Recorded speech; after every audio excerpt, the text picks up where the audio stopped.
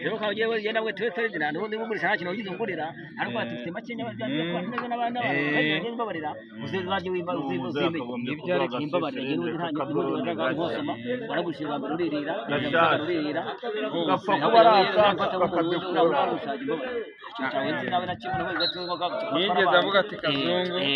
nagira gufata uri mu mujyi kwa ubwo gigasanga ndi kuvuga ugusuririra gusa byose ugiye gukora diro zawe nta zimenye ngo nuva mutuzabana cyane rwose araduru byinshi bagana uramwihorera ariko ni na ibimenyeri byanjye nkamya tele gutya bashaho washishimira ubwo yakangutse yatangiye saa 7 n'umusozo wenyine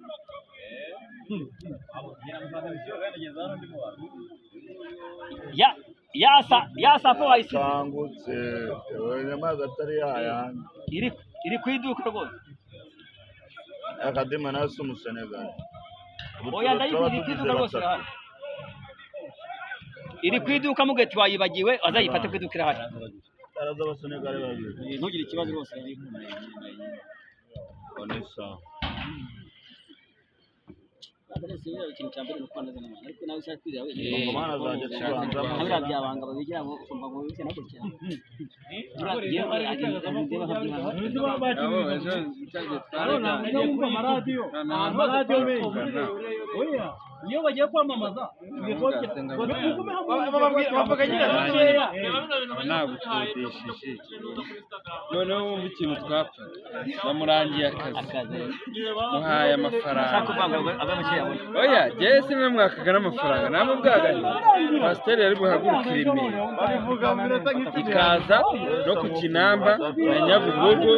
tugafata umuhanda wo mu Gatsata none njye namubwiraga jyegera ku Kinamba uzamuke uzumfate ndijyanira n'umugore n'umwana turi bumanuke n'amaguru we uzudufata icyo cyonyine ntabwo ati Valence yewe ndabikora ariko nitugaruka ndaguta ku Kinamba nawe impamvu uri bune ku Kinamba ni ngo rwose ngo esanse ndi bumwe ni nyinshi ndanga ariko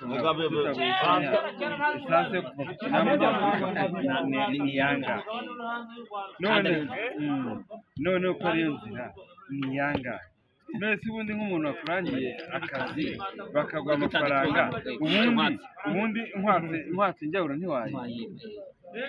oya ngo wampaye make ngo sinayigwa twarashwanye